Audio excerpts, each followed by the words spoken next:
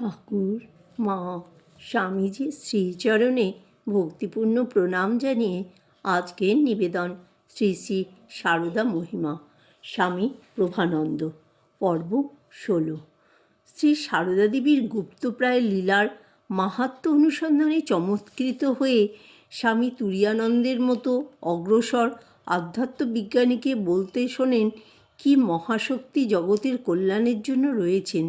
যে মনকে আমরা এখানে ওঠাতে প্রাণপণ চেষ্টা করি, সেই মনকে তিনি সেখানে রাধু রাধু করে জোর করে নামিয়ে রেখেছেন। বোঝো ব্যাপারটি কি? জয় মা মহাশক্তি। সংক্ষেপে বলা যায়, শ্রী রামকৃষ্ণোত্তর অবিলম্ব 14 বছর ছিল শ্রী মায়ের বৃহত্তর ভূমিকায় অবতীর্ণ হওয়ার প্রস্তুতির সময়। প্রাণপ্রিয় শ্রী রামকৃষ্ণের বিরহ যন্ত্রণায় তার সহজাত বৈরাগ্যভাব তখন তুঙ্গে। শরীরত্যাগের কথাও তার মনে উকিঝুঁকি দিতে থাকে। অশরীরী শ্রী রামকৃষ্ণের পুনঃ পুনঃ দর্শন ও আশ্বাসদান তাকে কতকটা শান্ত করে। এই অবসরে ব্রত উপবাস, সাধন ভজন, তীর্থসেবার মাধ্যমে তার আধ্যাত্মিক ভাবপদ্মের নয়ন আনন্দকর স্ফুরণ ঘটে এবং তার মাতৃত্বের প্রসূন স্ফুটনোন্মুখ হয়। তাছাড়াও এইকালে তিনি শ্রী রামকৃষ্ণ অর্পিত গুরুদায়িত্ব নিজ স্কন্ধে তুলে নিয়ে সংঘমাতা ও ভক্তজননী রূপে আত্মপ্রকাশ করেন। এ সকলই ঘটেছিল লোকচক্ষুর অন্তরালে। দ্বিতীয় পর্ব 20 বৎসরে সম্প্রসারিত। ভাবমুখ আশ্রয় করে তিনি সে সময় মহিমামণ্ডিত এক ভূমিকায় অবতীর্ণ। সে সময়ে তার মহিমা সূর্য মধ্য গগনে। সে সময়েও তিনি ছিলেন অনায়াসলভ্য। নিকট দূরের সকলের কাছেই তিনি ছিলেন স্নেহ মমতাপূর্ণ মা।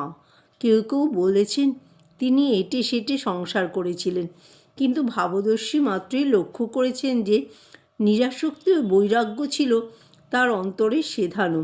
ধৈর্য, সহিষ্ণুতা, ক্ষমা, লজ্জা, সৌষ্ঠবতা ও শালীনতায় বিমণ্ডিত ছিল তার চলন বলন।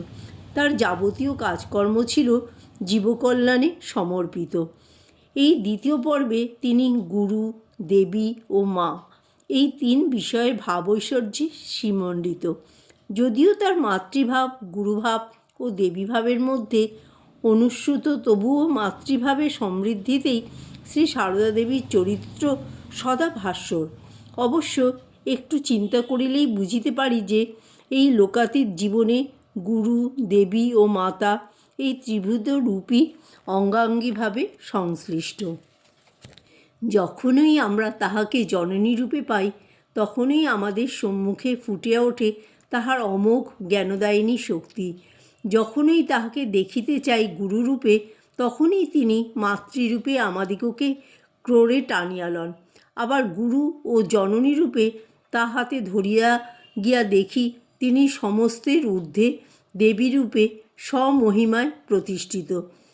এই পর্বে শ্রী মায়ের কৃপালাভে ধন্য বেশ কয়েকজন ক্রমে ক্রমে স্মৃতিকথার মাধ্যমে তাদের নিজ নিজ অন্তরে বিধৃত শ্রী মায়ের ভাবমূর্তিখানি উপস্থাপিত করেছেন।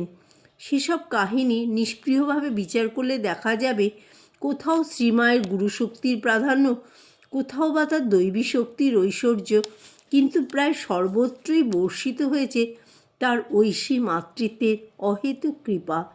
স্বভাবতই মনে হয় ঈশ্বররূপী শ্রীমা তার অলৌকিক শক্তি বলে সন্তানদের নিজ নিজ অভিপ্সা পূরণের জন্য বিভিন্ন মূর্তিতে গর্ভধারিণীর প্রতিবিম্ব রূপে, বিভিন্ন দেবী মূর্তিতে নারীরূপী মন্ত্রদাতা রূপে কৃপা করেছেন। কিন্তু তাদের সকলের অনুভবের সামান্য লক্ষণ ছিল এই বিশ্বাস যে শ্রীমা তাদের চির আশ্রয়স্থল। উপরন্তু তারা সবাই শ্রীমায়ের অঙ্গে, বাক্যে, আচরণে স্ফুরিত মাতৃস্নেহের উচ্ছ্বাস দেখে আনন্দে ভরপুর হয়ে যেত। শ্রী সারদা দেবীর ব্যক্তিত্ব মাতৃত্ব সুধায় দ্রবীভূত।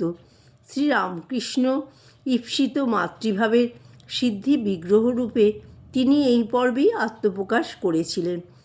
স্থূল শরীরে থাকাকালীন এবং তিরোধানের পর শ্রী রামকৃষ্ণ বারে বারে শ্রী মাকে তার প্রবর্তিত কাজ সম্পূর্ণ করবার জন্য সচেতন করে দিয়েছিলেন। প্রথম প্রথম এ বিষয়ে তার অক্ষমতা জানালেও শেষ পর্যন্ত তিনি এই দায়িত্ব সুষ্ঠুভাবে পালন করেছিলেন।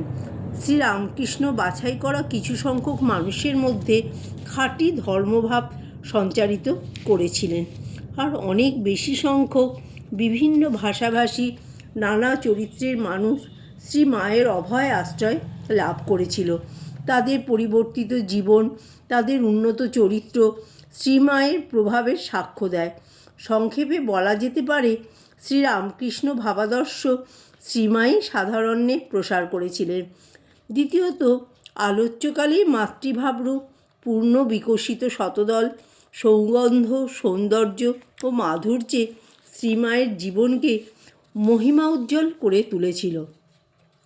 তৃতীয়ত, এই পর্বে তিনি সংঘজননী রূপে গুরুদায়িত্ব পালন করেছিলেন। একই আদর্শে সন্ন্যাসিনী সংঘ গড়ে তোলার জন্য তিনি জমি প্রস্তুত করেন। চতুর্থত, আদর্শের রূপায়ণে জীবন্ত দৃষ্টান্তের মতো প্রেরণাপ্রদ ও আকর্ষণীয় হয়েছিল তার জীবন। অদ্বৈত জ্ঞান আঁচলে বেঁধে যেখানে ইচ্ছা যাও, মনে মনে ত্যাগ করে সংসারে থেকেও ঈশ্বরলাভ সম্ভব ইত্যাদি শ্রীরামকৃষ্ণ উপদেশ অপরের নিকট সহজবোধ্য হয়েছিল, অনুশীলন সাধ্য হয়েছিল। অবশ্য এ সব কিছুই শ্রীমা করেছিলেন নিজস্ব ধারায়। শ্রীমা তার অলৌকিক মাতৃস্নেহ দ্বারা সন্তানদের অনুর্বর বা অব্যবহৃত হৃদয়জমি সিঞ্চন করতেন।